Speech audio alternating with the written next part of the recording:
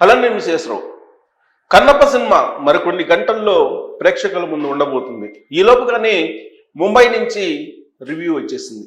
ముంబైలో ఉండేటువంటి కొంతమంది సినీ ప్రముఖులు ఈ సినిమాను చూసిన తర్వాత వాళ్ళకి సంబంధించినటువంటి అభిప్రాయాలను షేర్ చేసుకున్నారు.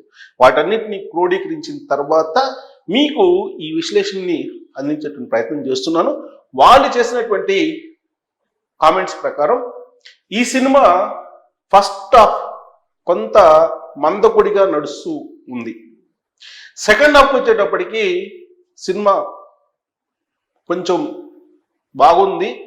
ఎప్పుడైతే ప్రభాస్ ఎంట్రీ అయ్యారో మరో లెవెల్కి వెళ్ళిపోయింది ఈ సినిమా, మరో లెవెల్కి ఆ సినిమాని తీసుకెళ్లారు అని చెప్పి చెప్తూ ఉన్నారు. దాదాపు 40 నిమిషాల పాటు ప్రభాస్ రోల్ రక్తి కట్టించింది అని చెప్పి చెప్తూ ఉన్నారు. అలాగే క్లైమాక్స్, కాంతారా సినిమాలో క్లైమాక్స్ని మించిన విధంగా ఈ సినిమా క్లైమాక్స్ ఉందని చెప్పి వాళ్ళ అభిప్రాయం.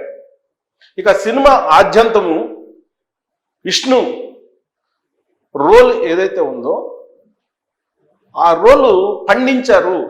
ఆ రోల్కి విష్ణు తప్ప మరొకరు పనికిరారేమో, మరొకరు ఆ రోల్ని 100కు 100% పోషించలేరేమో అనేటువంటి అభిప్రాయం కలిగేలా దానికి న్యాయం చేశాడు తిన్నడు క్యారెక్టర్లు అనేటువంటి అభిప్రాయాన్ని వ్యక్తం చేస్తున్నారు. ఇక మోహన్ లాల్ క్యారెక్టరు నెక్స్ట్ హైలైట్గా చెప్తూ ఉన్నారు. అక్షయ్ కుమార్ శివుడిగా అద్భుతంగా నటించారని చెప్తున్నారు. కాకపోతే సినిమాకు సంబంధించినటువంటి కొన్ని చోట్ల ఆ సినిమాకి సంబంధించినటువంటి హైప్కి తగిన విధంగా ఆ విలువల్ని కాపాడలేకపోయారు అనేటువంటి ఒక నెగిటివ్ కామెంట్ అయితే ఉంది. అంతకుమించి మిగతా సినిమాలో ఇక్కడ కాజల్ కానీ లేదంటే అక్షయ్ కుమార్ కానీ మోహన్ లాల్ కానీ మోహన్ బాబు గారి యాక్షన్ ఇంకా చెప్పవసరం లేదు. సరే, ఆయన యాక్షన్ గురించి ఆయన డైలాగ్స్ గురించి ప్రత్యేకంగా చెప్పవసరం లేదు. ఇవన్నీ వెరసి చూస్తే బాంబే రిపోర్ట్ ప్రకారం ముంబై నుంచి అక్కడ చూసినటువంటి సినిమా ప్రముఖుల నుంచి వస్తున్నటువంటి సమాచారం అయితే ఈ సినిమా చూడదగిన సినిమా, ఖచ్చితంగా చూస్తారు. హిందూ భక్తులు అందరూ కూడా ఖచ్చితంగా ఈ సినిమాని ఆస్వాదిస్తారు అనేటువంటి అభిప్రాయాన్ని వ్యక్తం చేస్తున్నారు. సో కన్నప్ప మీద బాగా హైప్ క్రియేట్ అయింది. దానికి కారణం ఏంటి అంటే కొన్ని పాయింట్స్, దీని మీద హైప్ క్రియేట్ అవడానికి కొన్ని పాయింట్స్ తీసుకుంటే, నెంబర్ 1, ఇది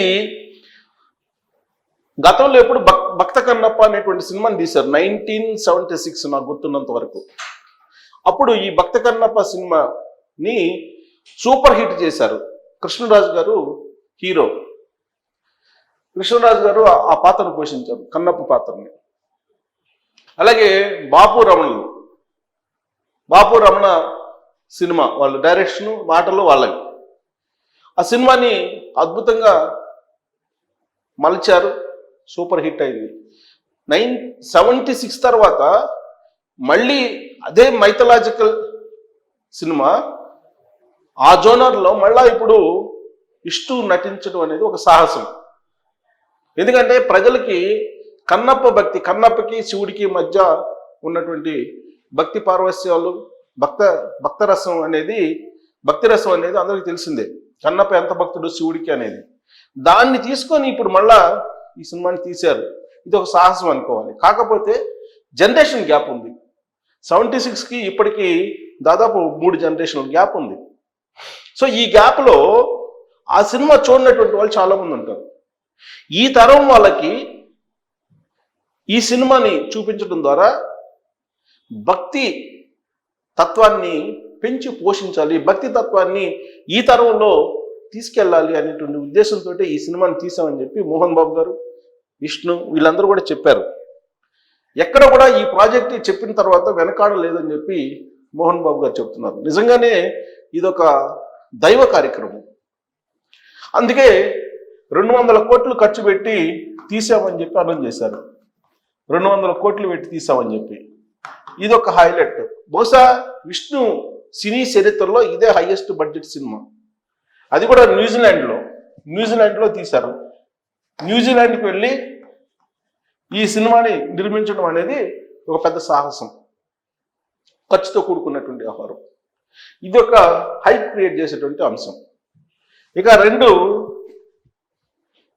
అక్షయ్ కుమార్, మోహన్ లాల్, ప్రభాస్. వీళ్ళు పెద్ద హైలైట్ ఈ సినిమాకి. ప్రభాస్, మోహన్ లాల్, అలాగే అక్షయ్ కుమార్, వీళ్ళు హైలైట్. ఇక 3 వచ్చేసి ఈ సినిమాకి ముఖేష్ కుమార్ సింగ్ డైరెక్టర్. ముఖేష్ కుమార్ సింగ్ ఈయన మహాభారతం, రామాయణం సీరియల్ తీసి ఆ ఆధ్యాత్మిక సీన్స్ని పండించడంలో ఆయన ఎక్స్పర్ట్ అని పేరు ఉంది. అదొక హైప్ క్రియేట్ చేసింది. ఇక 4 ఈ సినిమాకి మోహన్ బాబు గారు పోషించినటువంటి పాత్ర, మోహన్ బాబు గారి పాత్ర ఇదొక హైలైట్.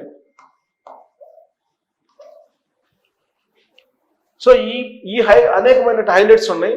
తర్వాత ట్రైలర్ రిలీజ్ చేసిన తర్వాత సాంగ్స్ కూడా అద్భుతంగా ఉన్నాయని చెప్పి టాక్ వచ్చింది. ఈ సాంగ్స్ కూడా ఒక హైలైట్ పాయింట్. ఇవి హైలైట్ పాయింట్స్గా ఇప్పుడు ముంబై నుంచి వచ్చినటువంటి రిపోర్ట్స్, ముంబై నుంచి వస్తుంది దాని ప్రకారం. పైగా దీని కలెక్షన్స్ ఆల్రెడీ ఈ సినిమాకి అడ్వాన్స్ బుకింగ్స్ కూడా స్టార్ట్ అయ్యాయి. సరే, అడ్వాన్స్ బుకింగ్స్ ఎలా ఉన్నాయి అనేది నేను ఆల్రెడీ మీకు వివరించాను. బట్ ముంబై రిపోర్ట్ ప్రకారం, ముంబైని ప్రముఖులు చూసిన తర్వాత ఈ సినిమాకి సంబంధించినటువంటి కథ, కథనం ఇవన్నీ బాగున్నాయి. సాంగ్స్ కూడా బాగున్నాయి. విష్ణు రోల్ కూడా బాగుంది అని చెప్తున్నారు. విష్ణు రోల్ కూడా బాగుంది. కాకపోతే విష్ణుకి ఇదే పాన్ ఇండియా సినిమా. ఇంతకుముందు ఎప్పుడు ఈ రేంజ్లో పెద్ద బడ్జెట్ సినిమా ఏది లేదు. సో ఈ హైప్ క్రియేట్ చేశారు. ప్రీ రిలీజు అలాగే ట్రైలరు ఇవన్నీ వచ్చిన తర్వాత హైప్ క్రియేట్ అయింది. దీంతో ఐటీ, జిఎస్టీ అధికారులు రైడ్స్ చేశారు. ఇంకోవైపు ప్రభుత్వం ఈ సినిమాకి 50 రూపాయల చొప్పున టికెట్లు పెంచుకునేటువంటి వెసులుబాటు కూడా ఆంధ్రప్రదేశ్ ప్రభుత్వం కల్పించింది. తెలంగాణ ప్రభుత్వం కూడా కల్పించింది. అలాగే బెనిఫిట్ షోలు కూడా అనుమతి ఇచ్చి ఉండేవాళ్ళే, కానీ బెనిఫిట్ షోలు ఇవ్వడానికి ఇష్టపడలేదు. ప్లస్ సహజంగా ఓటీటీ హక్కుల్ని కానీ ఓటీటీ ప్లాట్ఫామ్స్కి అమ్మేస్తుంటారు సినిమా రైట్స్ని. అలాగే శాటిలైట్ రైట్స్ని అమ్మేస్తూ ఉంటారు. అలాగే ఏరియా వైజ్ డిస్ట్రిబ్యూటర్స్కి ఇచ్చేస్తూ ఉంటారు సినిమాని అవుట్ రైట్గా. కానీ ఈ సినిమా ఎవరికి అమ్మలేదు. ఓవరాల్గా మంచు ఫ్యామిలీ మాత్రమే ఈ సినిమాని డైరెక్ట్గా రిలీజ్ చేసుకుంది. నష్టమైనా లాభమైనా వాళ్ళదే. ఇది ఒక రకంగా డూ ఆర్ డై సిచ్యువేషన్. మంచు ఫ్యామిలీకి ఒక సాహసంలో కూడుకున్నటువంటి ఒక ప్రయత్నం. ఇదంతా శివుడి మీద భారం వేసి ఈ సాహస నిర్ణయం తీసుకున్నామని చెప్తూ ఉన్నారు. బట్ ముంబై సంబంధించిన రిపోర్ట్ దాని ప్రకారం ఫస్ట్ హాఫ్ స్లో ఉంది, సెకండ్ హాఫ్ బాగుంది, క్లైమాక్స్ అల్టిమేట్ అంటున్నారు. దీన్ని బట్టి మీరు ఈ సినిమాకి ఎంత రేటింగు ఇవ్వచ్చో మీరే నిర్ణయించుకోవచ్చు. Thank you.